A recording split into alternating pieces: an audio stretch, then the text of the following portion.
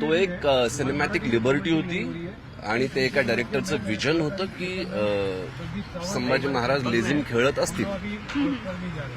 आणि आताही तुमच्यापैकी कोणाला तोच प्रश्न पडत असेल की का नसतील खेळले.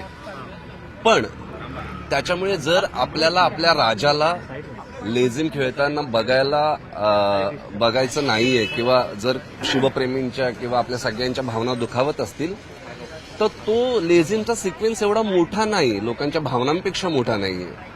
त्याच्यामुळे तो आम्ही डेफिनेटली डिलीट करू. अनेक लोकांनी टीका केलेली होती, दिलगिरी तुम्ही व्यक्त कराल का? आणि मुळात म्हणजे सीन हटवणं का गरजेचं आहे? वारंवार आपण बघतो जेव्हा जेव्हा ऐतिहासिक चित्रपट समोर येतात त्यावेळेला अशा पद्धतीच्या कॉन्ट्रोव्हर्सीज आपल्याला होताना पाहायला मिळतात. खरं तर महाराजांचं कार्य हे आता जगभरात पसरणार आहे.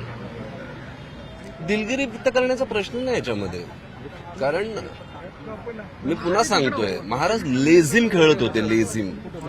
लेझिम हा आपला पारंपरिक खेळ आहे.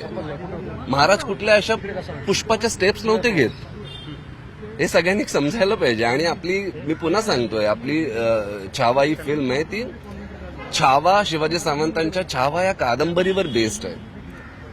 इतिहासाला खूप वेगवेगळे पदर आहेत आणि प्रत्येक कादंबरीत वेगळं वेगळं लिहिलेलं आहे. त्याच्यामुळे आम्ही एक कादंबरी पकडून तिच्यामधनं हा सिनेमा बनवलाय आणि तिच्यामध्ये एक जल्लोत्सव आहे. जेव्हा बुऱ्हाणपूर जिंकून आल्यानंतर महाराजांचा राज्याभिषेक सोहळा होणार असतो त्याच्यामध्ये रायगडावर हजारो लोक जमलेत आणि त्याचा जल्लोष चालू आहे. आणि त्या जल्लोषामध्ये महाराज एक लेझिमचे 5 स्टेप्स घेतात आणि तेही मावळे त्यांना म्हणतात की महाराज आमच्यासोबत एखादी स्टेप घ्या ना.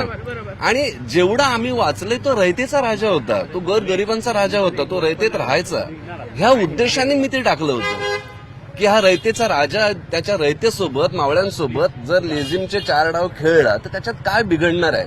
पण लोकांना, शिवप्रेमींना, ऑडियन्ससाठी ते कदाचित हा विचार जो मी केला होता तो मला असं वाटतं कदाचित चुकीचा आहे.